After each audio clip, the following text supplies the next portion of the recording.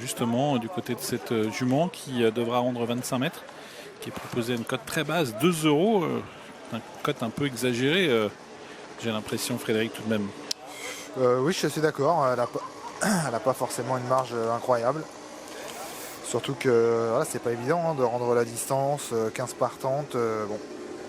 A priori, le danger se trouve au même poteau qu'elle, mais c'est pas non plus un penalty. Regardez la 8, notre réalisateur Thomas l'a tout à l'heure surprise devant les tribunes, cette jument, avec tous nos amis cadreurs qui sont à l'écoute et à l'observation de tout ce qui se passe sur la piste depuis le début de cette réunion. Jean-Michel Bazir qui effectue un hit en toute décontraction. Elle avait bien couru au début du mois à Melay, elle était deuxième. Ça fait un petit moment qu'il n'a pas drivé d'ailleurs, Jean-Michel Bazir.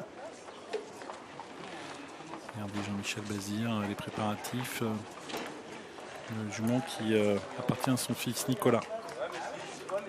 Jean-Michel Bazir qui donc est associé, profitant de son déplacement. Jean-Michel Bazir sera là également demain, c'est ça, Frédéric? Ouais, pour la réunion qui va débuter vers midi, je crois. Ah, il a un seul partant demain, Kabir Bedi. Voilà, je suis en train de regarder. Et donc c'est Tina Dupont qui aurait été sans doute avant le coup sa meilleure chance de la soirée. Reste maintenant à bénéficier d'un bon parcours parce que c'est une jument qui en général aime bien attendre. Il faut plutôt la préserver. Après, de toute façon, 25 mètres, elle n'aura pas trop le choix. Focus sur la deuxième favorite de la course, c'est Impulse Julerie. Nous allons la revoir en action. Cette jument présentée par Jean-Paul Gauvin, elle vient de s'imposer ici même.